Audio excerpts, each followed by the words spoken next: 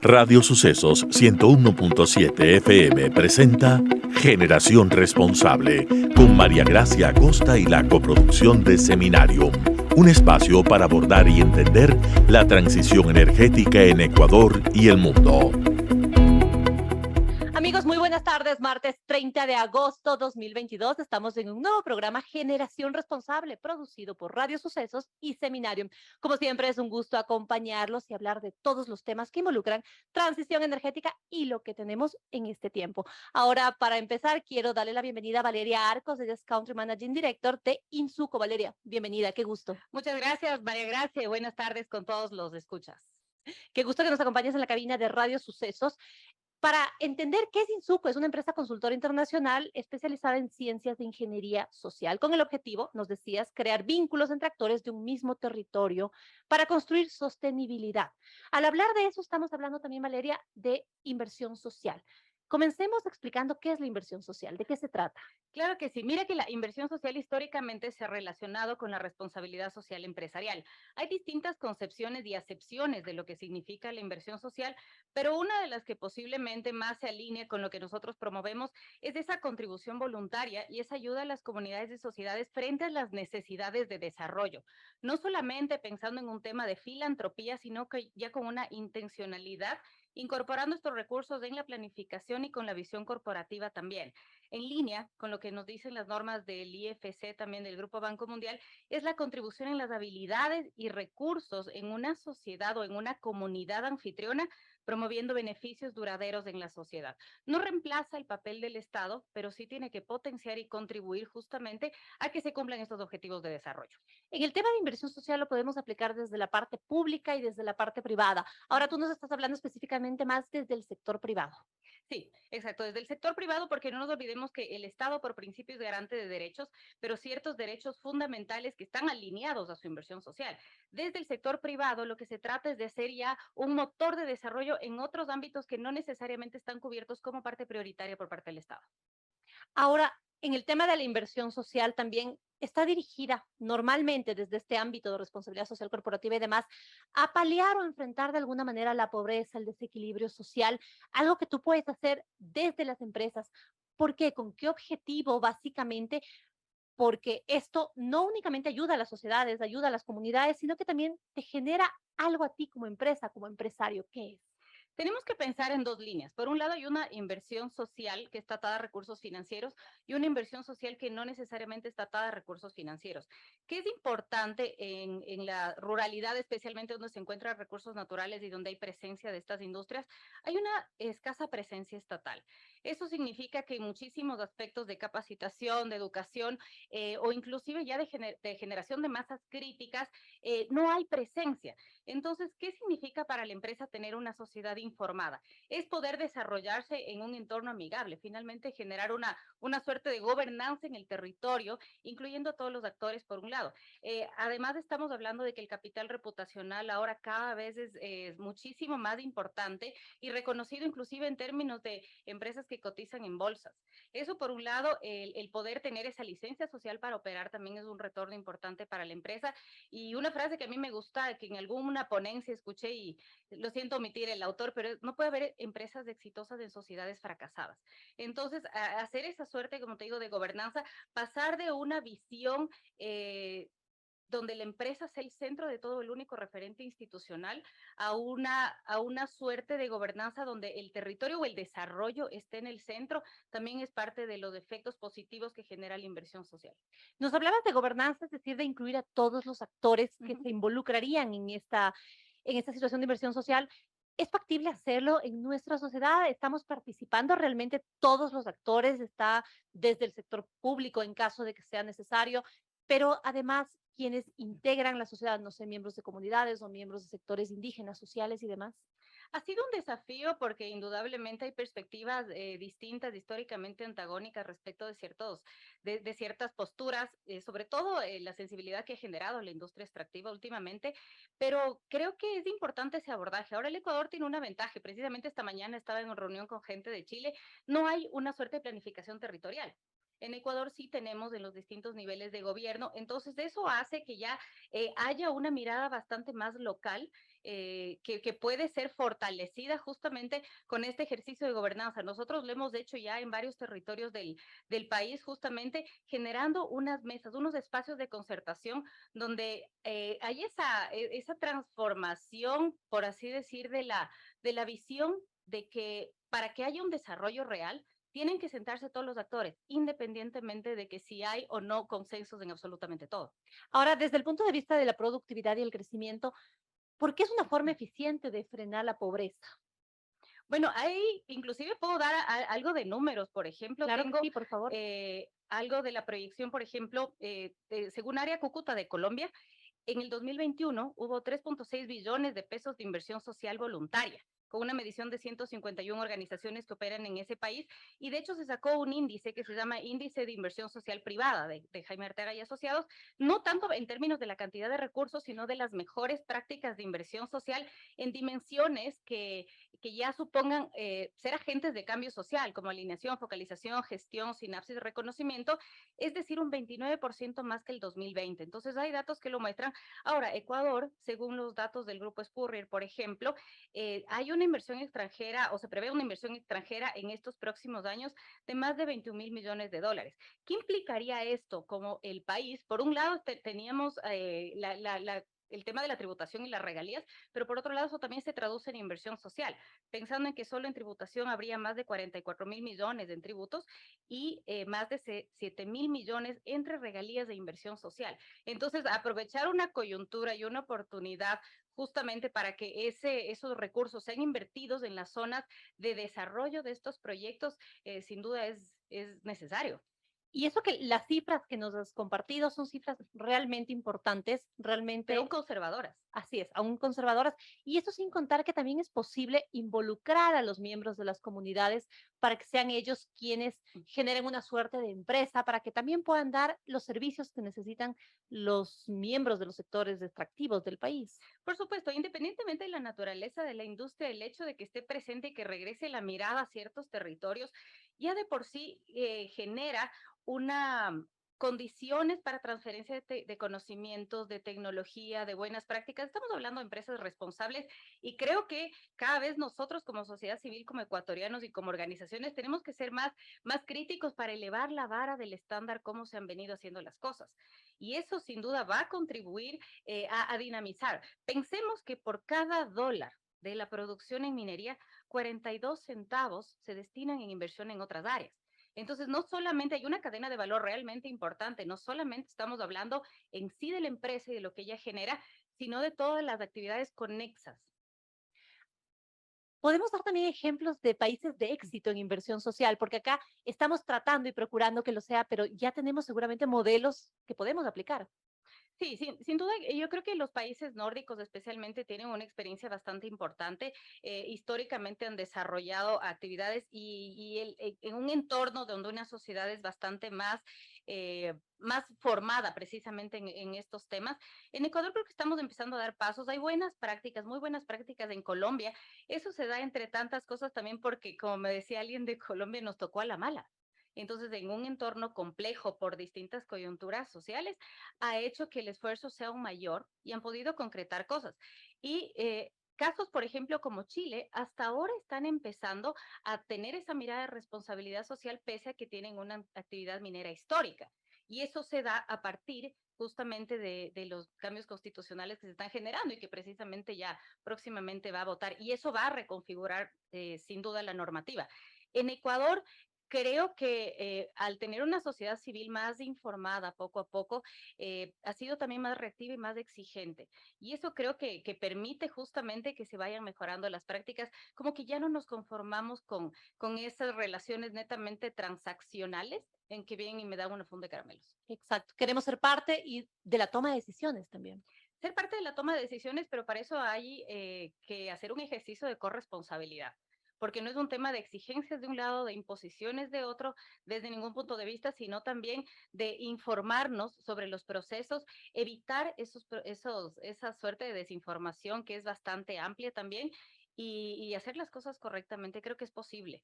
Muy interesante conversar acerca de inversión social y todos estos temas tan importantes para nuestro país. Hablamos con Valeria Arcos, Country Managing Director de Insuco. Gracias, Valeria, muy gentil. Gracias, feliz tarde. Cuando se trata de tu empresa, quieres asegurar que esté en las mejores manos. Además de nuestro alto nivel de especialización en asesoría legal, corporativa y 10 años de crecimiento, en Robalino contamos con la mayor presencia regional en el país y más de 17 reconocimientos internacionales que reflejan el compromiso con nuestros clientes. Conoce más de nosotros y nuestros servicios en www.robalinolo.com. LinkedIn Robalino y CPA Consultores Robalino. Instagram Robalino Lo. Despierta la mente creativa de tu equipo de trabajo, crea empatía con tus stakeholders, rediseña procesos de negocios y prácticas creativas e innovadoras en tu empresa. Seminarium presenta al mayor exponente de Design Thinking del mundo en Ecuador, Tim Brown, expositor recurrente del Foro Económico de Davos y profesor de Stanford University, el próximo 28 de septiembre en Suizotel Quito. Adquiere tus entradas en buenplan.com.es. Para más información, www.seminarium.com.es. Esto es Generación Responsable. Enseguida regresamos con más.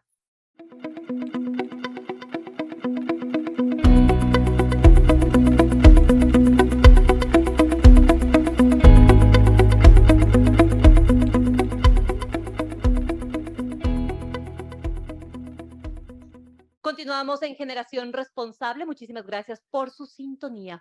Y ahora quiero darle la bienvenida desde Colombia a Armando Zamora. Él es presidente de la Agencia Nacional de Hidrocarburos de ese país. Armando, bienvenido. Qué gusto contar con su presencia en Generación Responsable. Un placer estar con ustedes. Gracias por la invitación. Muchísimas gracias. Quisiéramos hablar acerca de la experiencia del tema de la industria de los hidrocarburos en Colombia. Ustedes tienen ya una trayectoria bastante importante, inclusive por el mismo hecho de la figura como se han manejado con el tema del petróleo. Ustedes con una empresa de economía mixta que ha sido Ecopetrol, un éxito sin duda que ha sido digno de estudiar inclusive con respecto al tema de gasto de administración y demás. ¿Cómo ha sido esta experiencia de los hidrocarburos en Colombia? Bueno, pues ha sido una experiencia de más de 100 años en la cual hemos transitado por 3 grandes etapas de administración. El año 1905 se firmó la primera concesión de mares por el Ministerio de Minas y Energía, que era quien administraba entonces. Cuando esa concesión terminó, Ecopetrol asumió la administración por otros más o menos 50 años, y en el año 2003 se decidió separar la administración del subsuelo de la empresa industrial y comercial del Estado. Entonces se creó la Agencia Nacional de Hidrocarburos, que adoptó un modelo de contrato bastante moderno y competitivo. No es exactamente una concesión tradicional, tampoco es un contrato de producción compartida, pero es una especie de híbrido de las dos, que saca lo mejor de las dos. Y con base en eso, y en otros 2 factores, una importantísima inversión en conocimiento del subsuelo y una importantísima inversión en promoción y comunicaciones, logramos atraer el interés, en un principio, de empresas junior, especialmente de Canadá, pero después ya tenemos un portafolio de todo tipo de empresas, son unas 30 empresas muy activas y ya muy familiarizadas con nuestros sistemas de administración. Y termino por decir que tanto como el diseño del contrato ha sido importante la calidad de la administración. Se requiere una administración transparente, ágil, justa y, como se dice en inglés, arm's length, o sea, con cierta distancia de sus regulados. Esto seguramente me imagino que les ha permitido también generar seguridad y certezas con respecto al no cambio de la normativa que les permite que puedan invertir con seguridad de que las cosas van a continuar así, con ese ritmo, y por eso me imagino que fue algo atractivo para las diferentes compañías que llegaron a invertir en el campo de los hidrocarburos en Colombia. Sí, la seguridad es importantísima, pero también no solamente se trata de dejar las reglas fijas en el tiempo, sino que hay una posibilidad de irlas mejorando y darle la oportunidad a la industria de acogerse a las mejores. Eso no se puede escribir en piedra, porque la experiencia le indica a uno dónde se debe ajustar. Entonces, por ejemplo, con la pandemia hubo una flexibilización tremenda de los compromisos y después de la pandemia también hubo flexibilización para que las empresas pudieran descargar sus obligaciones de una manera más ágil. Entonces, inclusive ahora que nuestro gobierno se va a tomar una pausa para ver cómo acelerar la transición energética sin asignar más contratos, ha dado todas las seguridades a quienes tienen contratos de que se van a respetar las reglas y es más, se les va a tratar bien para que puedan desplegar sus inversiones. Esos han sido justamente anuncios en el ámbito político, pero yo quiero mantenerme dentro de lo técnico. Justamente usted ha hablado sobre la transición energética y decir, ¿cuál es el futuro de la industria de los hidrocarburos dentro de esto, dentro de este periodo de transición energética, luego de superado o en esta etapa de superación del post-COVID? Bueno, esa es una excelente pregunta porque la industria se ha trazado una meta muy ambiciosa para 2050, periodo en el cual va a seguir la fuente dominante de energía para el mundo. En el año 2050 puede estar entre el 30 y el 50% del consumo global, que va a crecer para entonces. Entonces, por ejemplo, el gas va a seguir aumentando y el petróleo va a bajar, pero va a terminar de subir y bajar el consumo, pero no tanto. Entonces,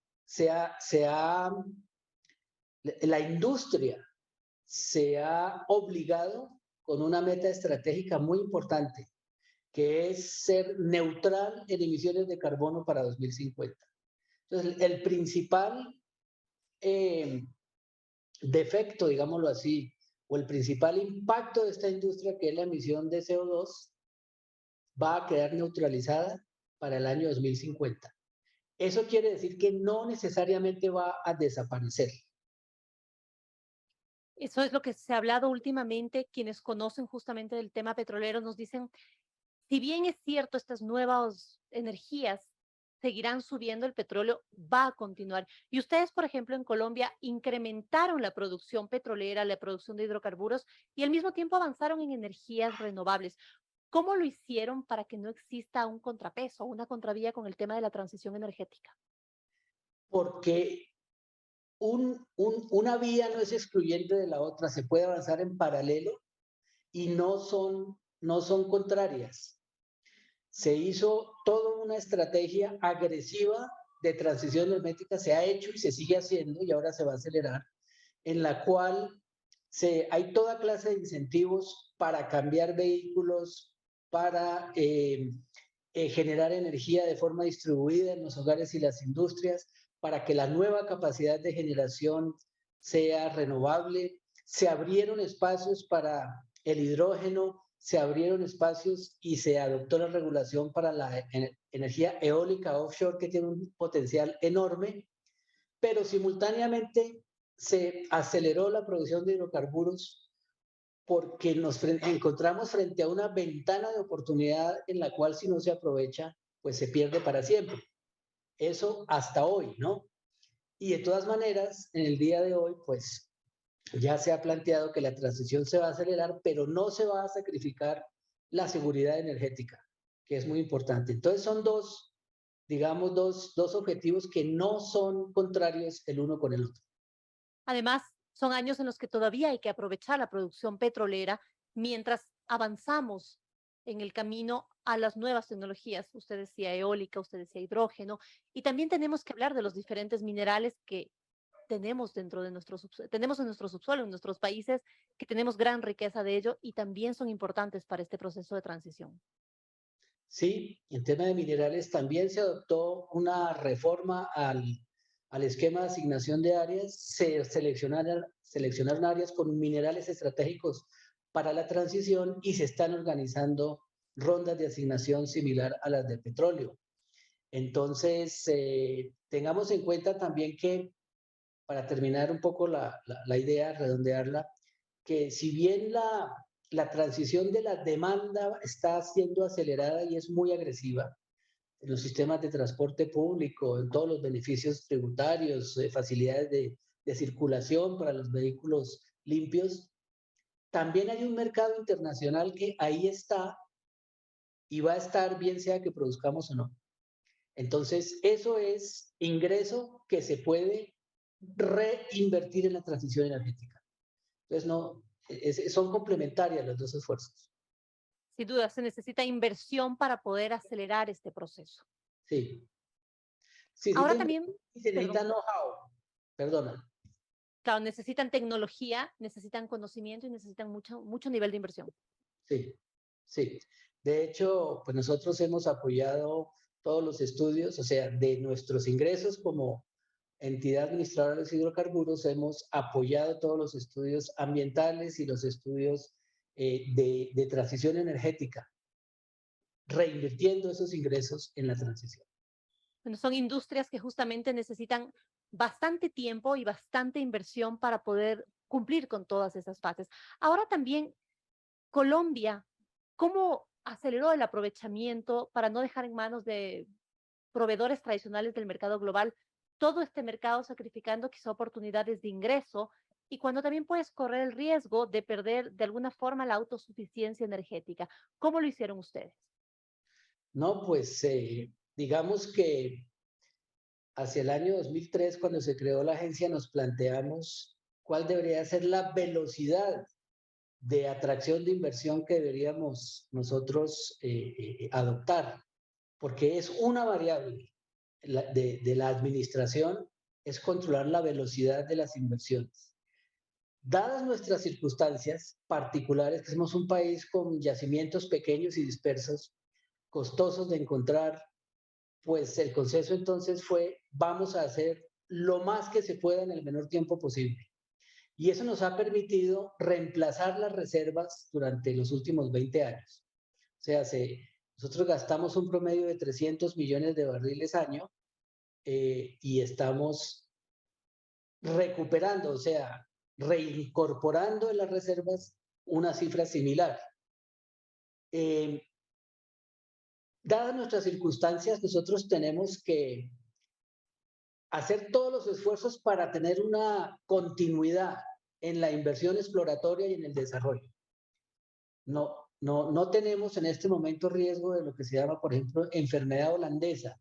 No vamos no, dadas nuestras circunstancias, ha sido mucho trabajo, mucha inversión, mucho esfuerzo continuado del gobierno y de las empresas, del licenciamiento ambiental, de la consulta con comunidades. No ha sido fácil, ha sido duro, ha sido complejo, pero eso nos ha permitido mantener nuestro nivel de reservas. Señor Zamora, usted justo acaba de mencionar una palabra que es clave en nuestros países, lo estamos viviendo ahora nosotros también, y es la relación con las comunidades. ¿Cómo conseguir que las comunidades sean parte, permitan que podamos extraer del subsuelo, de los territorios, con responsabilidad, con respeto? ¿Cómo manejaron esta situación también? Ojalá tuviera la fórmula mágica. Cada comunidad es diferente. Cada comunidad tiene sus propios aspiraciones, temores, exigencias. Entonces, lo que hemos hecho es organizar digamos, un esfuerzo interinstitucional que se llama Estrategia Territorial de Hidrocarburos, donde, pues, gracias a que tenemos los recursos como agencia, nosotros financiamos la presencia de otras entidades del Estado en las regiones, como el Ministerio de Minas, el Ministerio de Trabajo, el Ministerio de Ambiente, la Agencia Nacional de Licencias Ambientales, la Superintendencia de Industria y Comercio, muchas entidades que necesitan tener presencia en el territorio para atender las necesidades de las comunidades. Ese diálogo permanente y esa presencia que requiere esfuerzo de inversiones coordinada por el Ministerio de Minas y Energía, pero incluye a todas estas entidades. Se me olvidó mencionar tal vez la más importante de todas, que es el Ministerio del Interior, sus direcciones de consulta previa, su dirección de asuntos indígenas. Entonces hay una presencia permanente en los territorios con un despliegue de especialistas y eso nos permite atender el día a día. Cada día tiene, y es a diario que hay una una crisis por lo uno, por lo otro. Hoy, pues, como te digo, no hay una fórmula mágica, todas son diferentes, tienen diferentes estilos, diferentes historias, diferentes estilos de liderazgo, y ojalá tuviera la fórmula mágica, pero por ahora lo que ha funcionado es estar allá, fomentar la presencia del Estado y atender todas las manifestaciones en tiempo real, digamos. Me quedo con eso, atender y entender entonces los requerimientos, comprendiendo también la necesidad de evolución y de caminar hacia la transición energética. Sin duda, muy interesante escuchar acerca de la experiencia de Colombia con el tema de los hidrocarburos y su paso acelerado a esta transición energética hacia la que todos seguramente tendremos que llegar en este momento. Le agradezco muchísimo por su tiempo a Armando Zamora, presidente de la Agencia Nacional de Hidrocarburos de Colombia. Muchísimas gracias por acompañarnos. A ustedes. Buen día. Muy gentil, muy buenas tardes. Robalino te brinda una variedad de servicios incluyendo asesoría contable, financiera, consultoría para tu cumplimiento tributario y acompañamiento legal a nivel nacional e internacional. Nuestros servicios de CPA Consultores Robalino y nuestra línea de Business Process Outsourcing están hechos para darte el acompañamiento que necesitas.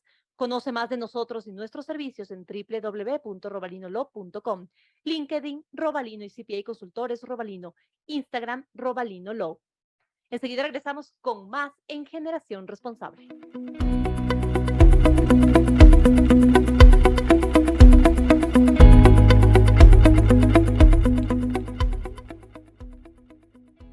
Amigos, gracias por continuar con nosotros en Generación Responsable. Ahora vamos a tener una entrevista con una pequeña promesa de nuestro país. Ella es Emily Ulloa, programadora de 14 años, estudiante libre en la carrera de Ingeniería en Ciencias de la Computación en la ESPOL. Es conferencista nacional, multinacional e internacional en STEM, embajadora de Pineapple Woman USA y miembro honorífico de Girls in Tech Ecuador y AERA. Con sus 14 años hemos conocido ya a Emily, hemos visto distintos momentos y facetas, y ahora quiero darle la bienvenida a este programa Generación Responsable. Emily, qué gusto que estés con nosotros. Gracias en primera instancia por la invitación. Gracias a ti por conversar acerca del futuro. Ustedes finalmente, como jóvenes, preparándose y entendiendo lo que está pasando, están construyendo mucho en nuestro país. Quería hablar contigo acerca, primero, de tu experiencia. Como ya leía en tu biografía, eres una persona que con 14 años ya eres estudiante en la carrera de ingeniería en la ESPOL. Cuéntanos un poquito para entrar en materia, ¿cómo fue esto? ¿Cómo se dio que hoy seas parte ya de una universidad? Claro, principalmente y que inclusive se llegó a destacar es que es por primera vez, porque en este caso, si bien ya de por sí habían niños con altas capacidades, los cuales entraban a la universidad, pero era una vez que culminaban el bachillerato. En mi caso, estoy en la universidad, pero sigo matriculada en el bachillerato y estoy en cambio en ESPOL, como mencionaste, como estudiante libre. Esto de aquí se logró en base a que si bien dentro del instructivo existe un instructivo de altas capacidades que salió hace menos de 2 años, en base a mi primer caso, en el cual se dan ciertas pautas para cómo manejar las adaptaciones extracurriculares y curriculares dentro de lo que es un sistema educativo. Porque mencionaban, de hecho, hace poco me mencionaron en una entrevista, y es justamente poder dar esa flexibilidad dentro del sistema educativo y que eso no se vuelva un impedimento para el desarrollo de cada uno de los chicos. En base a ello existe lo que son, lo que es la parte de cambio dentro de la malla curricular de tercer nivel, donde sí se menciona, pero no explícitamente. En base a esa falta de, por decirte, que se mencione explícitamente a lo cual se refiere, se tuvo que justamente realizar una colaboración en conjunto con Ministerio de Educación, CENESID y asimismo con lo que es la parte de la Universidad de ESPOL para que saliera el primer memorándum donde justamente se da esa autorización para lo que es la parte, en este caso, el traspaso de notas, porque sigo dentro de lo que es el bachillerato. Entonces, es en base a ese memorándum, contestando directamente tu pregunta, el cual se realizó en base al procedimiento con Ministerio de Educación, CENESID y asimismo en colaboración con la Universidad de ESPOL, en la cual es que actualmente estoy cursando como estudiante libre. Y existe, como ustedes pueden escuchar por parte de Emily, este entendimiento y este conocimiento de la parte educativa. Y ahora quiero conversar contigo acerca del tema empleo, desempleo. Justamente la suma del desempleo y el subempleo, o sea, el empleo no adecuado en nuestro país, según el INEC, está en el 66%.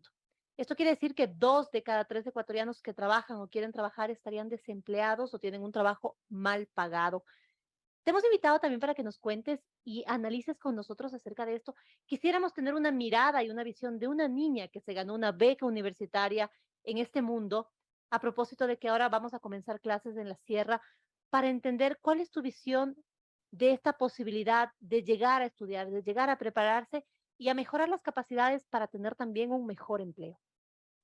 Claro, realmente incluso con lo que es la parte que tú mencionas, si bien sí se logró lo que es esta parte de esta beca, algo lo cual se ha sido y que siempre lo he mencionado y que siempre he sido muy transparente dentro de ese ámbito, y es que no es fácil, no es, siempre suele ser complejo el hecho de que de por sí, por ejemplo, el hecho de que ya se logre primera vez estudiante libre dentro de una universidad en el país, que se puedan abrir esas puertas, esas aperturas para el resto de chicos y jóvenes, pero centrándome, esta parte de lo que fue la beca fue en base a una trayectoria la cual se viene construyendo desde hace prácticamente más de 9 años, desde que empecé en un campus party, bueno, primero fue lo que es Latitud Cero, entonces siento que respecto a esta parte de las oportunidades, como tú me mencionas, y esto aquí es tanto en el ámbito académico, profesional, en todo tipo de ámbito, todas esas oportunidades uno las crea. Y ahí también entra lo que es la parte que tú me mencionaste, lo que son ese desarrollo de habilidades y de capacidades. Que si bien está esa parte de lo que son los trabajos del futuro, si nos damos cuenta, es ese nuevo enfoque a cada uno de los trabajos. Y que tiene, bueno, por decir los puntos principales, es el hecho de esa nueva aparición de nuevos roles dentro de ámbitos como, por ejemplo, uno de los más que se ha vuelto más mencionado, lo que es la parte de ciencia de datos. Ciencia de datos lleva muchísimos años dentro del campo. Actualmente es esa unión de la ciencia de datos con la transformación digital. La globalización y la transformación digital son claves dentro de lo que es la parte del ámbito profesional y asimismo de los trabajos del futuro.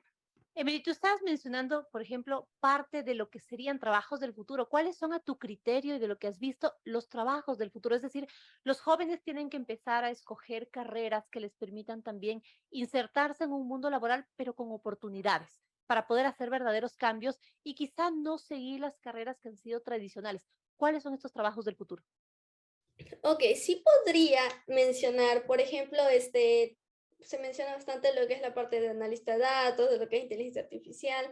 Si nos damos cuenta, está enfocado en lo que es la parte digital, en el desarrollo de eso mismo, también dentro de lo que es la parte de proyectos, justamente líderes de proyectos, también en el área de data science, como mencioné, son esos nuevos roles que van apareciendo. Pero te puedo mencionar, he estado con diferentes empresas y algo lo cual me di cuenta es que no es únicamente ese nuevo enfoque de que, si necesitamos chicos en estas carreras, sino que también se les está dando dentro de lo que es la parte del incluso reclutamiento que están usando plataformas tales como LinkedIn, por lo que es la parte de búsqueda, y por esta parte de las capacidades, habilidades, desarrollo de las mismas y talentos los cuales puedan tener los chicos. Hoy en día, muchísimas empresas están invirtiendo dentro de lo que es esta parte de encontrar esos nuevos talentos. Están empezando es lo que es la parte de diversidad, herramientas como LinkedIn, como te mencioné, para lo que es la parte del reclutamiento y asimismo ese apoyo desde cortas edades. Entonces, sí es una gran oportunidad, porque si se está buscando este apoyo y que realmente no solamente se está buscando, sino que me he dado cuenta que en muchísimas empresas del ámbito bancario, si no me equivoco, dentro aquí mismo, lo que es la parte de la radio, estaba mencionando lo que es hidrocarburos. Incluso en ese sector ya se está comenzando dentro de esa búsqueda del talento para lo que es un ámbito profesional dentro de una empresa, en un ámbito corporativo. Entonces, si ya existe y si los chicos, y más aún si se les puede comunicar, no solo de comunicar, sino que se les puede visualizar a los chicos estas oportunidades, te aseguro que lo que es esta parte de para tener empleos del futuro y todo ello va a ser un gran aporte y si nos damos cuenta es una parte de ganar y de ganar. Emily, entonces tú consideras también que las empresas están buscando estos nuevos talentos en los jóvenes para que no solo se formen dentro de la parte de colegiatura en las universidades, sino que demuestren tener estas chispas especiales que necesitan ahora las empresas, las industrias, lo están buscando. Exacto. Y es que si nos damos cuenta, siempre ha sido así. No solamente es porque en este caso ahora las empresas lo están haciendo, sino que es mucho más visible, que es requerido que no únicamente esté la parte académica, que no es mala. Como te menciono, la educación no es como por decirle que es completamente la educación, sino que hay que dar ese enfoque de completar o de más bien sería de complementar lo que es ese conocimiento con las habilidades y eso aplica indiferentemente del área de especialización de cada uno de nosotros. Es decir, dentro de tu área, ¿cuáles crees que son las habilidades que están buscando las industrias? Tú te estás formando en ingeniería en ciencias de computación. ¿Cuáles serían las habilidades que están buscando ahora? Listo. En mi caso, si bien estoy dentro de lo que es la parte de SPOL, en sí en la carrera, como tú me mencionas, forma más técnica, en la cual me gustaría especializarme es dentro de este campo de lo que es la ciencia de datos. Sino que de por sí la carrera no está en Ecuador, entonces justamente con algo más relacionado y sigo en el bachillerato, así que realmente no salgo con el título de ingeniería en ciencias de la computación. Respecto a lo que es la pregunta, consideraría que, por decir unas habilidades, que si bien todas las habilidades se pueden emplear de alguna u otra forma y que en todos los ámbitos, tanto el día a día como profesional, son relevantes, yendo un poco más a lo que es esta parte de tecnología, de forma general, este ámbito digital, este ámbito tecnológico ha sido caracterizado por ese desarrollo de las habilidades de resolver problemas, de justamente poder analizarlos, de asimismo ese desarrollo del pensamiento lógico orientado a la resolución de problemas. Entonces, esas serían como las principales habilidades por las cuales se destaca este campo. Ahora, Emily, como una niña que sueña con un país próspero, que tiene ideas bastante claras, ¿crees que los gobernantes y los empresarios sí deben tener más acercamiento con los jóvenes? Listo. Más acercamiento a los jóvenes, sí me gustaría como que dirigieras un poquito más la pregunta, por favor. Es decir, que pudieran conversar mucho más con ustedes, entender lo que necesitan, sus propuestas, sus requerimientos, entender qué es lo que buscan a futuro, que exista más empatía, una comunicación de doble vía donde no únicamente te impongan ellos como gobernantes o como empresarios, sino que los jóvenes también puedan decir, bueno, nosotros tenemos estas cualidades, estas capacidades y vemos la construcción del futuro del país encaminado por acá. ¿Debería haber este acercamiento con gobierno y con empresas? De forma general, sí, pero más aún me gustaría mencionar el hecho de un punto muy clave, el cual acabas de mencionar, y es que no únicamente es esa comunicación, sino que más bien nos podemos centrar en esa empatía.